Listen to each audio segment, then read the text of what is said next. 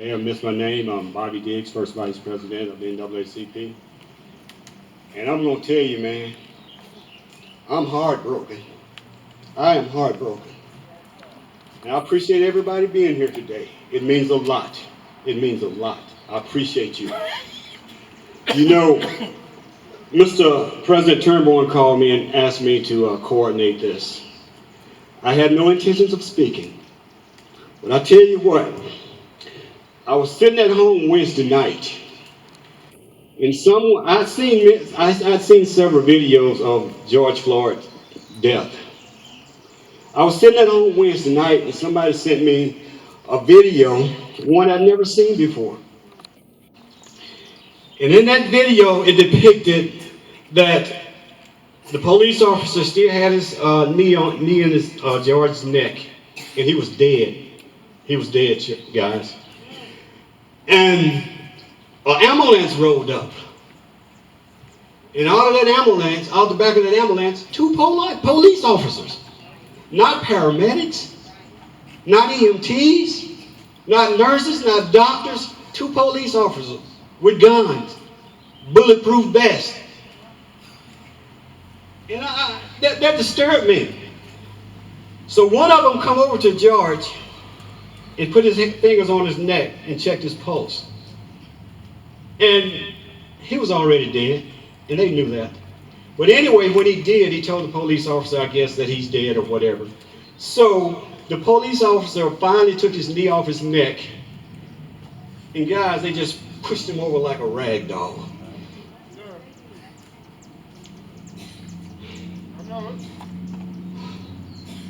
They pushed him over like a rag doll.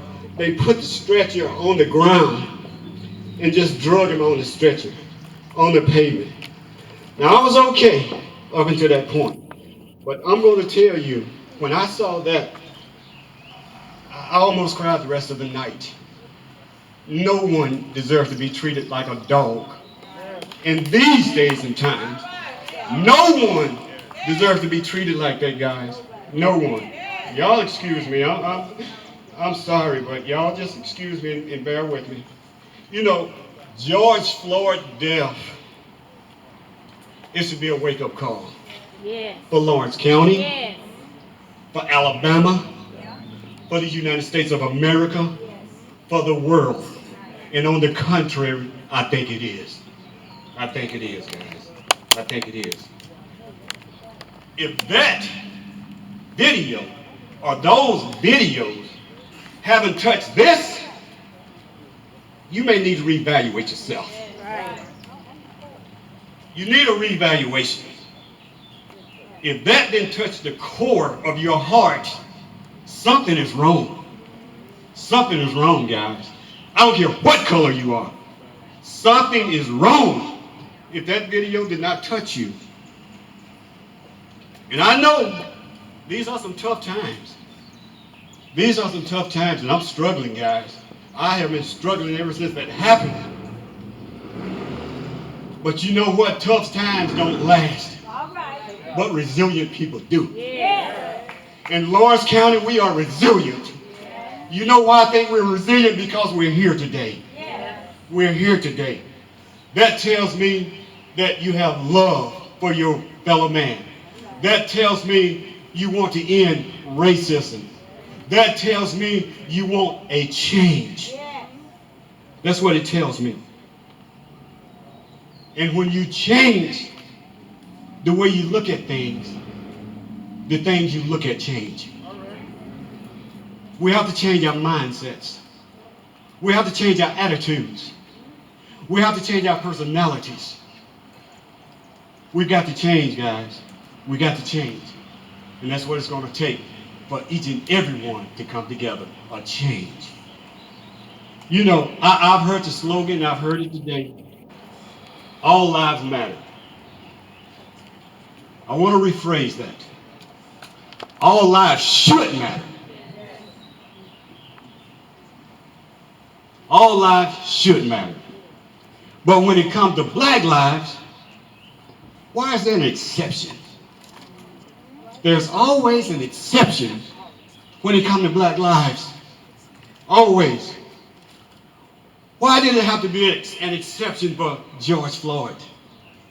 Why did it have to be an exception for Ahmaud Arbery? Why did it have to be an exception for Breonna Taylor? Why did it have to be an exception for Trayvon Martin? Why did it have to be an exception for Eric Garner? Why? Why? If all lives matter, there shouldn't be an exception. There shouldn't be an exception, guys.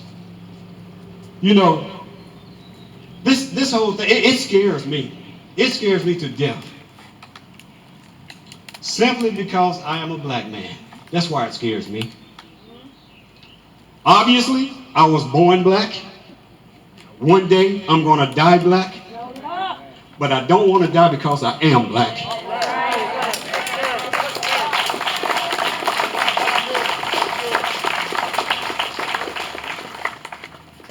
That's why this thing is personal, guys. It's personal to me. It's personal.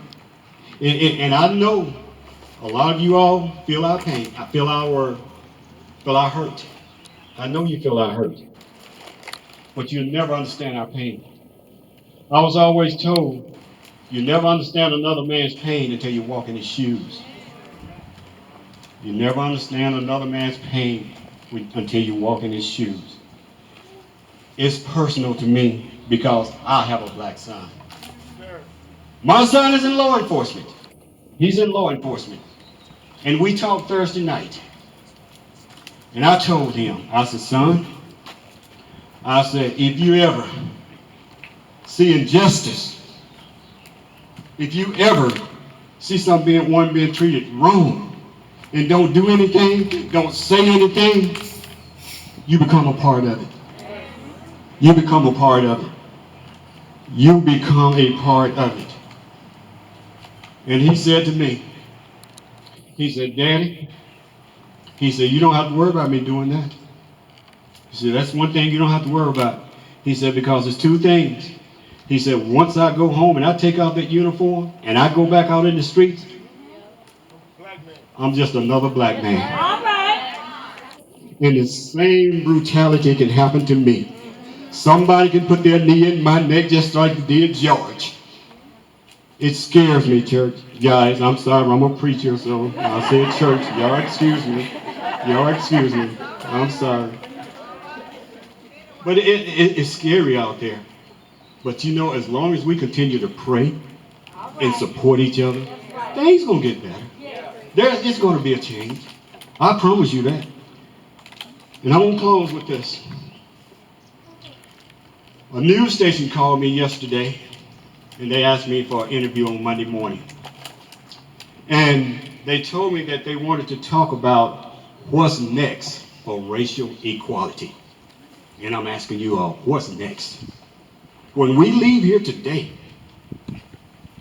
what are we going to do?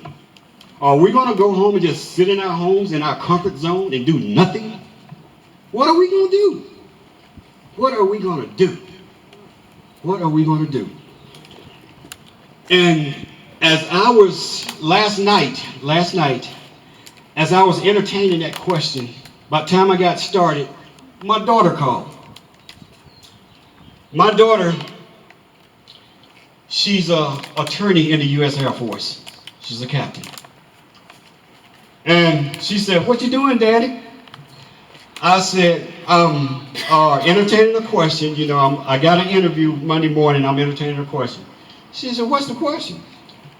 I say, the question is, what's next for racial equality? She said, oh, I can help you with that. I said, okay, help me. She said, let me start off by saying this.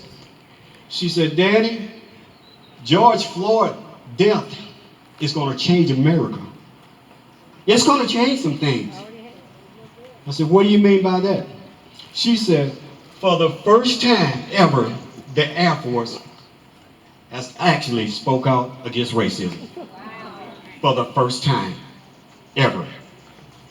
And I put it up what they had to say.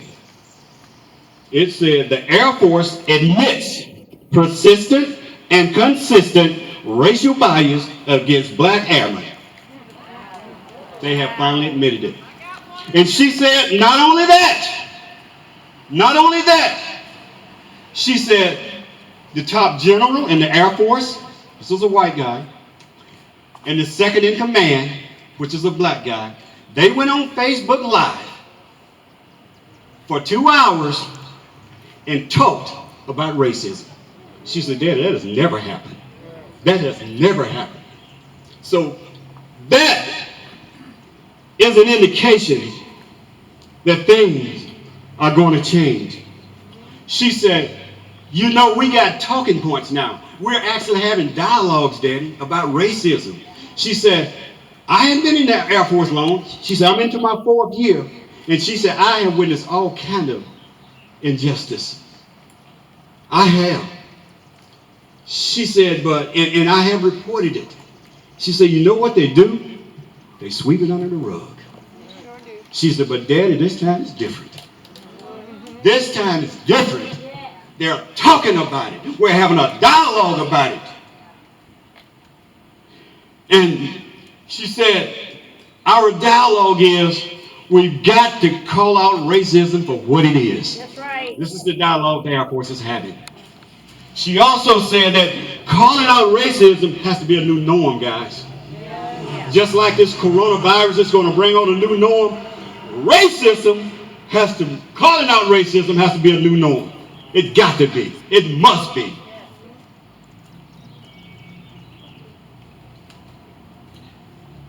You know, I thought about something Dr. King said during his Selma March. He didn't say it exactly like this, but this is what he was insinuating.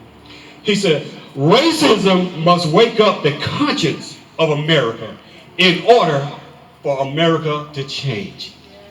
So what is he saying there? He's saying that if it's on your conscience, sooner or later, it's going to hit your heart. And when it hits your heart, you shouldn't be able to sleep at night. And I hope and I pray that George Floyd death keeps you awake at night. I pray that it does. And I pray that you cannot rest until a change is made, guys. It has to be a change. It has to be a change. It has to be a change. I'll tell you what I would like to see once we leave here. I would like to see us have a dialogue. All the mayors, all the commissioners, all the elected officials, we need to have a dialogue, a continued dialogue. We got to do something. We cannot let this rest. We cannot let it rest. And when I say a dialogue, I'm not talking about the NAACP at one table. I'm not talking about white people at another table. Because see, if you're not at the table, chances are you're on the menu. And I know I've been on the menu much too long. I don't want to be a side dish, and I don't want to be a dessert. I want to come to the table and be the entree. That's what I want. So we have got to come together, guys. We have got to come together. We've got to stamp out racism. We've got to put an end to this thing. And I'm going to end with this.